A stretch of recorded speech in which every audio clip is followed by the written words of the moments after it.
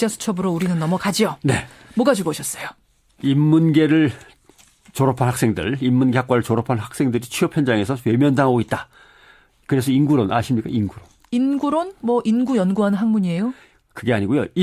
인문계 졸업생은 90%가 논다는 의미의 새로운 말이랍니다. 야, 인문계 나온 저로서는 굉장히 섭하네요. 예, 저도 뭐 부전공, 전공을 다 인문계 한 사람으로서 상당히 뜨끔했습니다. 인문계 졸업생은 90%가 논다, 인구론. 근데 이제 더 서러운 거. 예.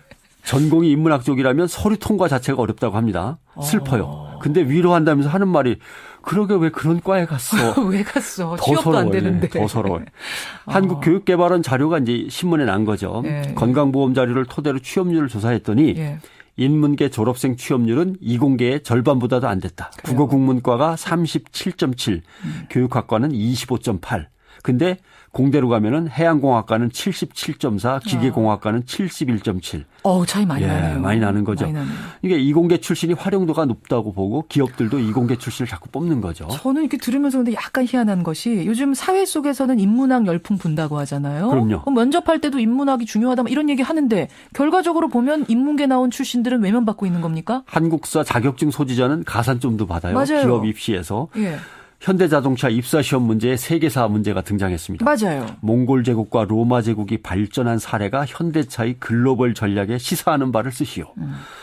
공학과 역사를 연결한 문제도 있었습니다. 역사 속 발명품 중에 공학도의 자질과 연관 있는 발명품을 선택해서 그 이유를 쓰시오. 화제가 된 문제였습니다. 뭐 이거. 현대자동차, 삼성, 개선 이런 것들이 나옵니다. 예. 그러니까 세상도 알아야 되고 역사와 인간의 운명에 대해서도 술술 풀어낼 수는 있어야 앞으로 글로벌 전략을 짜낼 수 있다. 이런 얘기인데 그렇죠. 최근 계속되는 추세입니다. 물론 기업들도 속셈은 있어요. 우리는 이익만 밝히는 그런 기업이 아니다. 이 정도 소양이 있는 기업이다.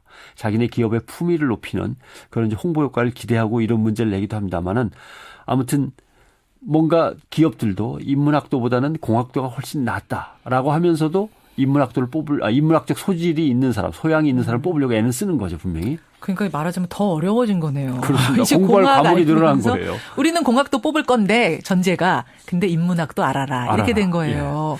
선진 외국들은 어떻습니까? 뭐 IBM은 인문학자를 각 부서에 배치해서 인문학과 경영의 접목을 지금 시도하고 있다고 하는 거고요. 야후는 심리학, 문화인류학 등 인문학 팀으로 따로 꾸려가지고 소비자 연구를 하고 있고 그래요. 인텔 같은 경우는 기술발전 연구에 인류학자, 심리학자, 심지어는 소설가까지 배치돼 있다고 하는 거죠. 기술 중심에서 인간적인 기술 중심, 인간 중심으로 가야 글로벌 기업으로서의 어떤 전략이 계속 먹혀 들어갈 수 있다. 멀리 내다보는 거죠.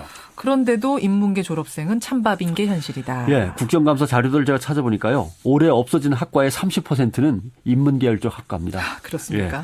그다음에 정부가 대학 졸업생 취업률을 이렇게 조사해서 대학 평가에 반영하거든요. 여기 점수 비중이 큽니다. 예.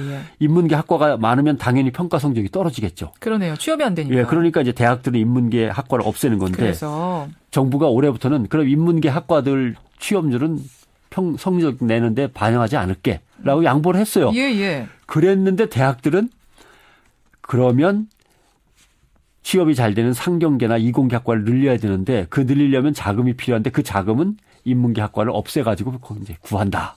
이런 작전으로 또 나가는 거예요. 자금 때문에 이번에는 없앤다라고. 뭔가 대학도 여력이 있어야 되는데 인문계 학과를 없앰으로써 그 여력을 상경계나 이공계로 이제 쌓는 거죠. 그렇군요. 또 올해 새로 박사학위를 딴 사람들은 정규직 취업률이 얼마냐면 37.4입니다. 박사학위 따도 37%밖에 안 됩니까? 네, 정규직이. 정규직이. 근데 인문학 박사학위를 딴 사람은 정규직 취업률이 9.2%. 10명 중에 1명밖에 안 돼요. 그렇군요. 이거 안 됐죠. 서울대 대학원 박사과정에 들어가려면 평균 경쟁률은 2.2대 1입니다. 예. 근데 인문대학 박사과정은 1.1대 1. 절반밖에 또 안 돼요. 채우지도 잘 못합니다. 정원을. 하여튼 인기 없는 인문계군요, 이제. 그런데 이런데도 나는 취직이 제일 쉬웠는데 이러는 사람들이 있어요. 그런 조사해보니까. 대단한 분들은 누구십니까? 여기를 졸업하는 사람들은요. 60%가 문 열고 나가기도 전에 이미 다 취직이 돼 있다고 합니다. 누구예요? 교육부 공무원들. 퇴직 공무원들. 예. 교육부에서 고위직을 지낸 사람은 60%가 퇴직한 그날이나 그 다음 날 이미 출근이 정해져 있어요. 아, 잠깐만요. 출근을 시작을 해요. 잠깐만요. 그러니까 퇴직하는 그날 출근 바로 해야 돼요. 문 열고 나가면 다른 회사 차가 와 있는 네. 거예요. 그렇죠. 그 다음 날이거나 그날이거나 60%가 그런답니다. 출근하는 곳이 어디냐? 대학과 산하기관. 그렇군요. 예. 그렇군요. 겨우 취업하는 게 아니에요.